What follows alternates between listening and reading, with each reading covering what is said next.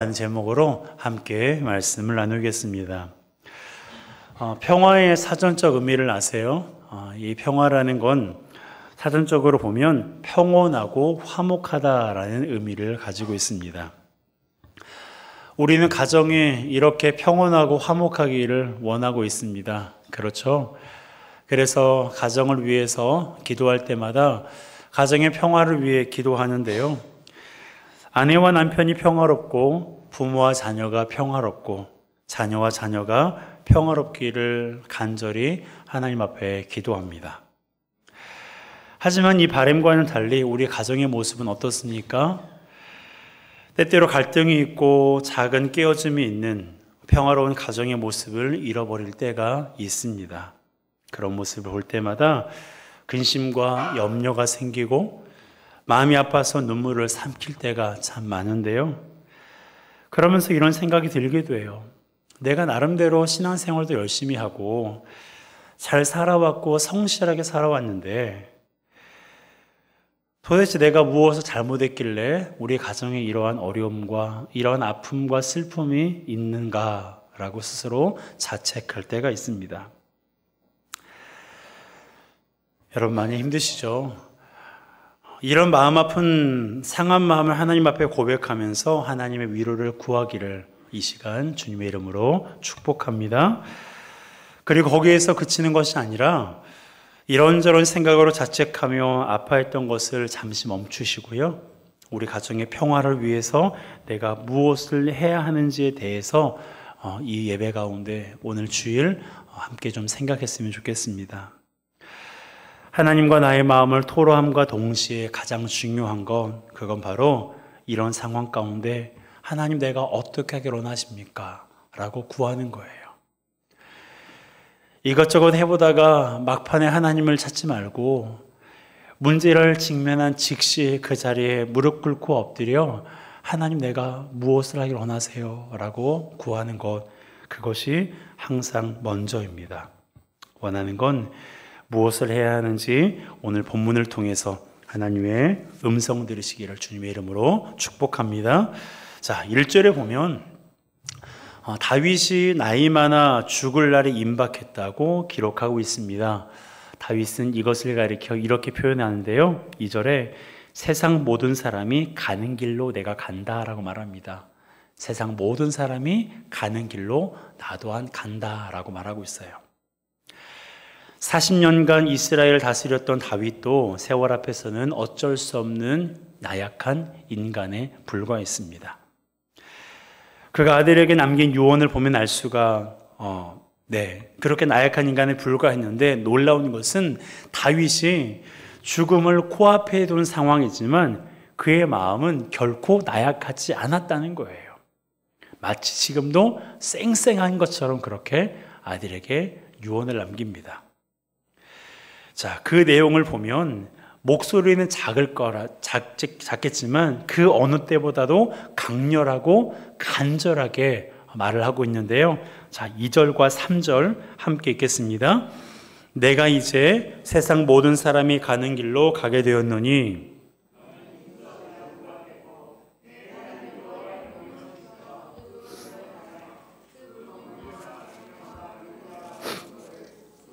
율법에 기록된 대로 지키라. 그리하면 내가 무엇을 하든지 어디로 가든지 형통할지라. 아멘. 자, 어떻습니까? 다윗이 죽을 날이 임박했다라는 말씀만 빼면, 그 말씀을 빼고 이 말씀만 보면 어때요? 다윗이 나약한 사람처럼 느껴집니까? 여전히 쌩쌩하고 여전히 건장한 것처럼 느껴질 정도로 그가 이렇게 강력하게 그리고 간절하게 자녀에게 유언을 남기고 있습니다. 그런데 여러분께서 한번 생각해 보세요. 이 말씀에서 다윗이 자녀가 어떻게 살기를 바라고 있습니까? 어떻게 사는 것을 다윗이 지금 원하고 있는 거예요? 네, 형통하게 살기를 원하는 거예요. 다윗은 지금 이 말을 솔로몬에게 하고 있거든요. 솔로몬이 그의 인생을 살아가면서 네가 어디로 가든지 무엇을 하든지 형통할지다 라고 그렇게 하반절에 말하고 있는 이 뜻, 다윗은 지금 솔로몬이 형통한 삶을 살기를 간절히 원하는 거예요. 왜요? 자기가 그랬거든요. 다윗은 무엇을 하든지 어디로 가든지 형통한 삶을 살았어요. 그가 수많은 전쟁을 치렀지만 단 한 번도 패하지 않았고요. 10수년을 사울에게 쫓기는 삶을 살긴 했어도 그때마다 하나님의 도우심을 경험했기 때문에 자신은 형통한 삶을 살았음을 고백하고 있어요. 그래서 우리가 너무나 잘 알고 있는 유명한 말씀 있죠. 시편 23편 1절 말씀, 그 말씀은요 평안할 때 고백하는 것이 아니에요. 그 말씀 후반부를 보세요. 내가 사망의 음침한 골짜기에 서오도라는 구절이 있어요. 그 가운데서도 다윗은 고백하고 있는 거예요. 여호와 나의 목자시니 내가 부족함이 없다라고 말입니다. 이걸 보면 다윗은 그의 인생 가운데 참 많은 일을 겪었지만 그럼에도 불구하고 그때마다 하나님의 도우심을 입었기에 나는 형통했다라고 고백하고 있는 거예요. 그러다 보니까 자기의 자녀도 형통하기를 간절히 바란 것입니다. 어려움을 만나지 않기를 바라는 게 아니라 어려움을 만나더라도 하나님의 도우심을 입기를 원했던 거예요. 여러분도 똑같은 마음 아니세요? 나의 사랑하는 자녀가 인생 가운데 어려움을 만나지 않으면 좋죠. 그런데 만나지 않을 수가 있습니까? 없어요. 몇 개를 만나든 어떤 것을 만나든 반드시 만나게 되어 있는 것이 인생이에요. 그러니까 어려움을 만나지 않기를 구하는 것이 아니라 어려움을 만나더라도 그때 낙심하거나 좌절하지 말고 하나님의 도우심을 힘입기를 우리가 기도하고 또한 바라는 것 아닙니까? 여러분, 하나님의 도우심을 입으면 우리의 인생이 형통할 수밖에 없습니다. 아멘이십니까? 하나님의 도우심을 우리가 받으면 형통할 수밖에 없어요. 우리 자녀들의 인생도 마찬가지입니다. 왜 형통할 수밖에 없을까요? 하나님은 우리를 가장 좋은 길로 인도하시거든요. 여러분, 하나님께서 지금 여러분들의 인생을 좋은 길로 인도하고 계심을 믿으시기 바랍니다.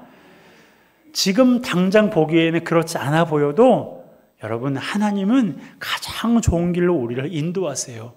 왜요? 그분 자체가 선하신 분이고 또한 선하신 분이 우리를 어떻게 하세요? 죽기까지 사랑하시잖아요. 그러니까 죽기까지 사랑하시는 그분이, 선하신 그분이 우리를 결코 어긋난 길로, 잘못된 길로, 나쁜 길로 하나님께서 인도하지 않으세요. 그러니까 우리가 믿음의 길을 걸어가다가 힘들고 괴로운 일을 만나더라도 우리가 돌뿌리에 부딪히는 거고 하나님과 함께 걸어가다가 잠시 넘어지는 것이지 하나님께서 우리를 잘못된 길로 인도하고 계시는 것은 아니다라는 그런 믿음 가지시기를 바랍니다. 여러분, 하나님은 우리를 좋은 길로 인도하시는 분이세요. 그런데요, 명심할 게 있어요. 하나님은 우리를 사랑하셔서 가장 좋은 길로 인도하시는 분이 맞습니다. 맞습니까? 맞아요. 하나님은 그런 분이에요. 문제는 우리가 하나님을 믿고 그분이 인도하시는 길로 가야 하는데 그렇지 못할 때가 있다는 거예요. 우리 자녀들도 그렇잖아요. 부모가 오랫동안 살아오면서 이렇게 하면 될 것 같은데 자녀가 어때요? 들어요, 안 들어요? 안 들어요. 그래서 자기 멋대로, 자기 생각대로 하다가 실패할 때가 있잖아요. 물론 그것도 인생의 자산이 될 수 있지만 부모가 알려주고 가르친 대로 그리고 제시한 대로 그렇게 따라가는 것이 100% 다 맞진 않겠지만 그럼에도 불구하고 그 말을 들으면 최소한 20년, 30년의 시간을 자녀들이 버는 것인데 자녀들은 모르잖아요. 하나님과 우리와의 관계에서도 마찬가지예요. 하나님은 모든 것을 알고 계시고 모든 것을 가능케 하신 분이기 때문에 그분이 인도하시는 길로 우리가 나아가면 그 길이 가장 좋은 길이에요. 그런데 문제는 우리가 그 길로 가지 않는다는 거예요. 그분이 인도하시는 길로 가기만 하면 되는데 그 길로 가지 않는 것입니다. 여러분, 하나님께서 인도하시는 길이 우리에게 있어서 최선의 길이라는 것을 우리가 항상 기억하고 믿음의 길을 걸어가야 되는데요. 여러분 한번 생각해 보세요. 이스라엘 백성들이 애굽에서 나와서 가나안으로 향했어요. 가장 먼저 마주했던 문제가 뭐였어요? 물론 아멜렉도 만났지만 홍해를 마주했잖아요.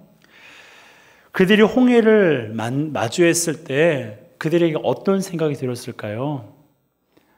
하나님이 길을 잘못 알았다고, 하나님의 내비게이션이 틀렸다고 그렇게 생각하지 않았겠어요? 그런데 우리는 알고 있습니다. 그 길이 잘못된 길이 아니라는 걸. 하나님께서 그들을 나쁜 길로 인도하지 않았다는 것을 우리는 잘 알고 있잖아요. 홍해를 만났지만 어떤 일이 일어났어요? 하나님이 홍해를 가르셨고 마른 땅으로 백성들이 그 길을 걸어가게 하셨어요. 홍해 사건만이 아니에요. 하나님이 당신의 백성들이 인도하시는 모든 과정이 그러했습니다. 지금도 마찬가지예요. 그러니까 우리가 하나님이 인도하시는 길로만 가면 형통할 수가 있는데 그렇게 하지 못한다는 게 문제인 거예요. 그러면 어떻게 해야 그분이 인도하시는 길로 갈 수 있을까요? 어떻게 해야 그분이 인도하시는 길로 우리가 걸어갈 수 있을까요? 답은 간단합니다. 그분을 전적으로 신뢰하면 돼요. 어떻게 하면 된다고요? 전적으로 신뢰하면 돼요.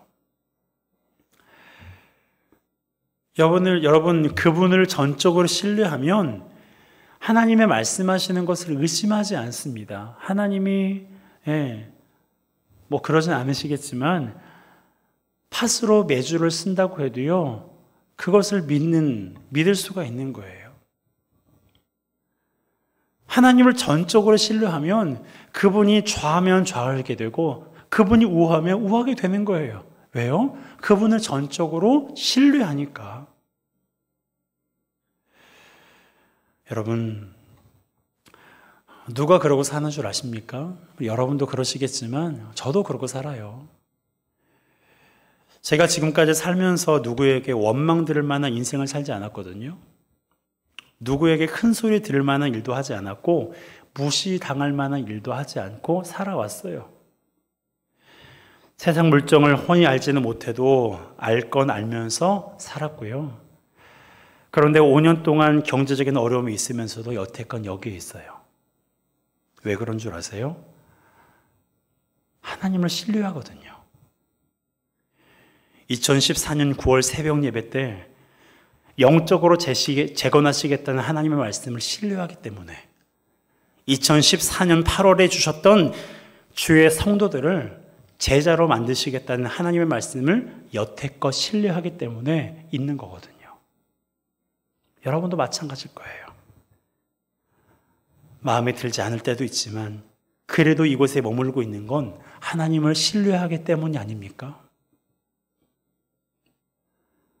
여러분 너무나 잘 알고 계신 거예요.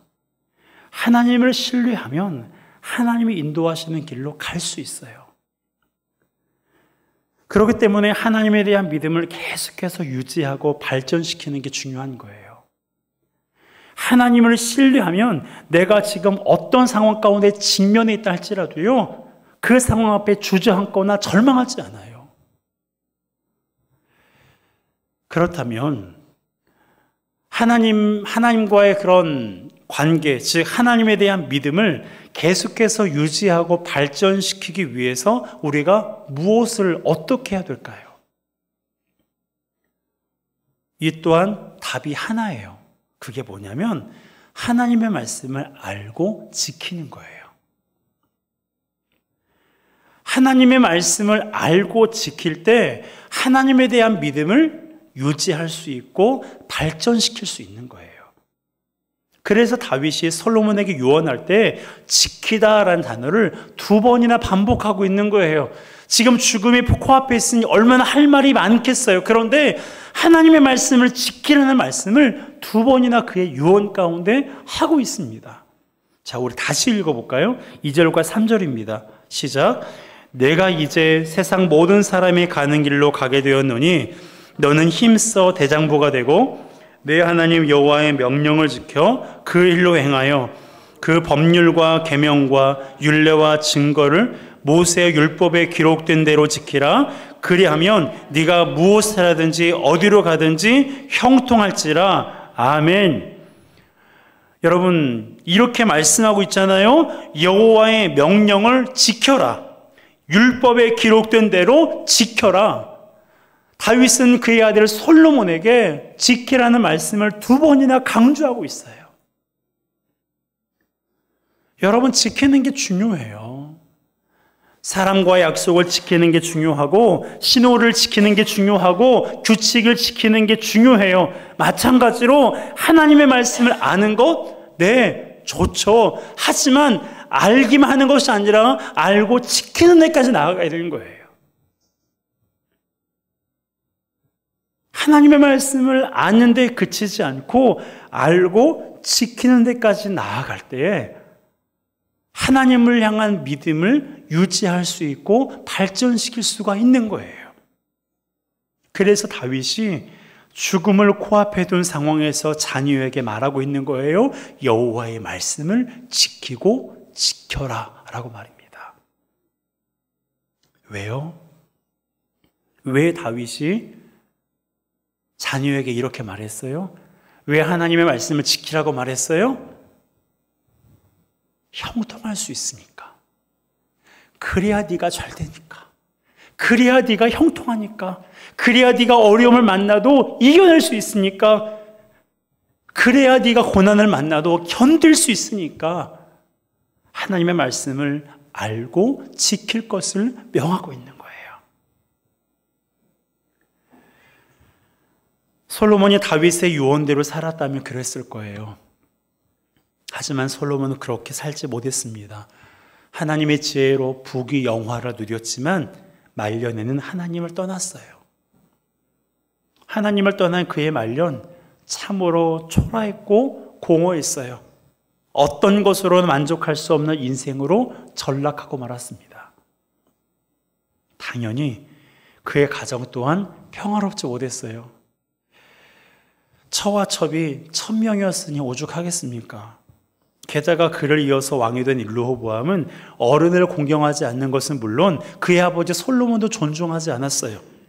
결국엔 르호보암 때의 나라가 둘로 나뉘게 되었습니다. 여러분, 가정의 평화는 다른 데서 오지 않아요. 함께 따라합시다. 가정의 평화는 하나님의 말씀을 지킬 때 옵니다. 그렇습니다. 가정의 평화는요, 하나님의 말씀을 지킬 때 오는 거예요. 부모가 하나님의 말씀을 지키고 자녀가 하나님의 말씀을 지키면 하나님께서 그 가정을 형통케 하시는데 어찌 평화가 오지 않겠어요? 여러분, 하나님의 말씀을 지키면 그의 인생에 뭐가 온다고요? 우리가 좋아하는 말 있잖아요. 형통의 복이 있다니까요. 하나님의 말씀을 지키면. 그러니까 부모가 말씀 지키고 자녀가 말씀 지키면 그 가정에 평화가 올 수밖에 없는 거예요. 여러분, 가정의 평화를 원하십니까? 여러분의 가정이 평화가 있기를 원하십니까? 그렇다면 내가 먼저 하나님의 말씀을 알고 지켜야 돼요. 우리가 하나님의 말씀을 지킬 때 하나님에 대한 믿음을 유지하고 발전시킬 수가 있게 되고요. 그로 인해 하나님이 인도하시는 길로 갈 수가 있는 거예요. 하나님을 향한 믿음이 없으면 문제를 마주하잖아요. 내가 선택해요. 내가 결정해요. 여러분, 우리는 하나님보다 똑똑하지 못하잖아요. 우리는 하나님보다 잘할 수 있는 게 많지 않잖아요. 그러니까 이것을 우리가 인정한다면 하나님의 말씀을 지킴으로 하나님에 대한 믿음을 유지하고 발전시켜 그분이 인도하시는 길로 걸어가는 우리 모든 성도들이 되기를 주님의 이름으로 축복합니다. 여러분, 하나님이 인도하시는 길이 우리에게 가장 좋은 길이고 형통한 길이에요. 하나님이 인도하시는 그 길이 우리에게 가장 좋은 길이고 형통하는 길이에요. 그러기에 온 가족이 주의 말씀을 지킴으로 가정의 평화가 넘치기를 주님의 이름으로 축복합니다. 아멘. 여러분의 가정에 하나님의 평화가 넘치기를 주님의 이름으로 축복합니다. 그건 그냥 오는 게 아니에요. 어떻게 와요? 하나님의 말씀을 지킬 때 와요. 하나님의 말씀을 알고 지킬 때 우리 가정에 평화가 오는 거예요. 아무리 노력해 보세요. 남편과 내가 아무리 노력해 보세요. 우리 잘 살아보자. 한번 의기투합해 보세요.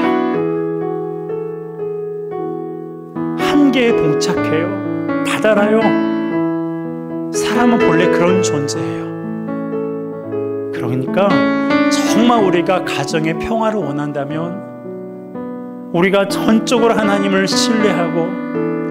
신뢰하기 위해서 그분의 말씀을 알고 지켜야 되는 거예요. 원하는 것은 우리 교회 모든 성도들과 또한 우리 자녀들의 가정이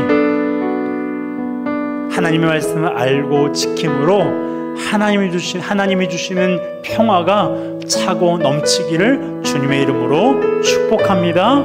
아멘. 이것은 제 말이 아니라 하나님의 말씀이에요. 그러기에 가정의 평화가 여러분의 가정에 넘쳐남으로 말미암아 여러분 주변에 있는 가족들이 여러분들의 가정으로 인해서 또 다른 하나님의 평화가 계속해서 선한 영향력으로 그렇게 번져가기를 주님의 이름으로 축복합니다. 이 시간